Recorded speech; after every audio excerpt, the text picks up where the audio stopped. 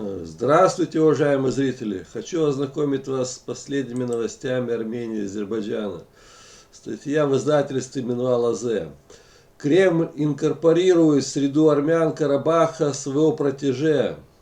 Ну вот, видите, Варданян совместно с Путиным подписывает документы, что ответил Путину Ильхам Алиев в Сочи.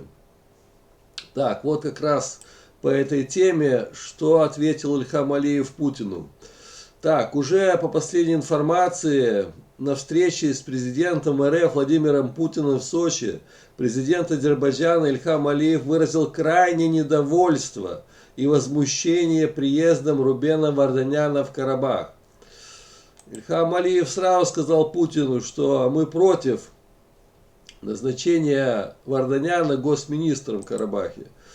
Ну а Путин, видите, улыбается, как всегда, он такой скользкий. Как сказать, так с ним дела иметь очень тяжело.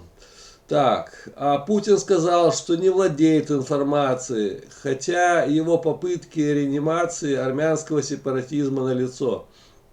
Вот они пожимают друг другу руки.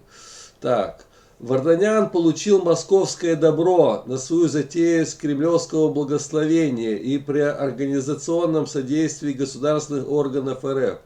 Есть важная деталь, проливающая свет на сомнительные старания Москвы. Ну, по последней информации, Путин назначил Варданяна. Это его протеже. Так.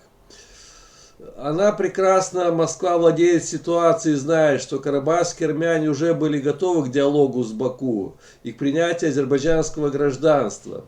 Все необходимые процедуры и контактный процесс осуществляются с расчетом на ближайшие дни. Поэтому Москва и стала форсировать сценарий с Варданяном, чтобы сорвать мирный процесс и тем самым обеспечить свое присутствие в Карабахе.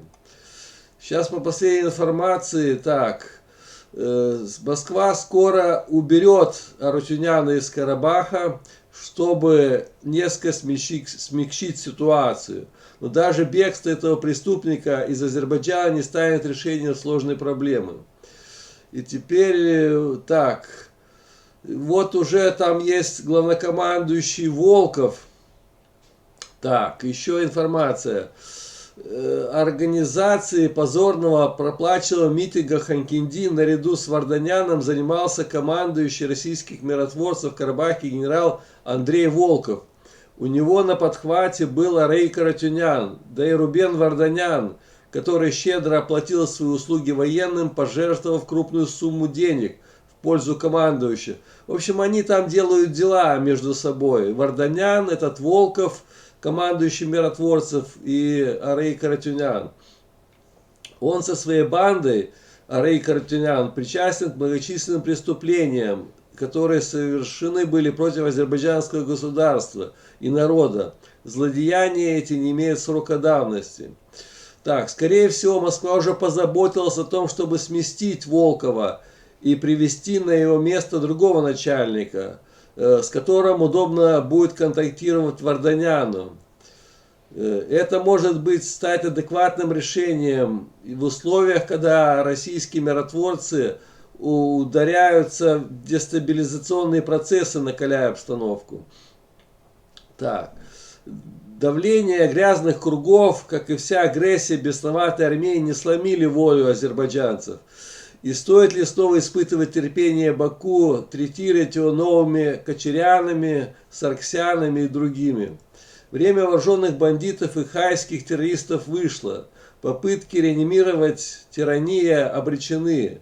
И все, кто ввязывался в эти недобрые дела, поневоле выступают пособниками зла и варварства.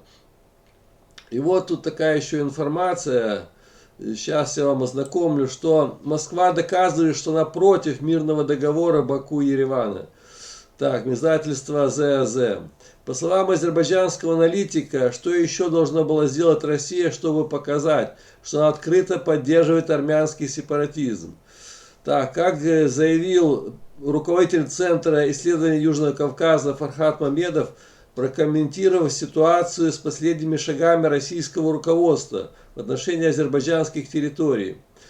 Я правильно понял, что президент России поздравил католикосов, всех армян Гаригина, есть такой, после того, как армянская церковь выступила с политическим заявлением о неоспоримости самоопределения Карабаха и поддержала завтрашний митинг пророссийской оппозиции, который тоже об этом. В общем, там Гаригин у них есть, а Путин его поздравляет как лучшего, как сказать, союзника России. Что еще должна сделать Россия, чтобы воспрепятствовать? Пашиняну стоило бы уже ночью арестовать организаторов митингов и вооруженные группировки, ячейки оппозиции, агентуры.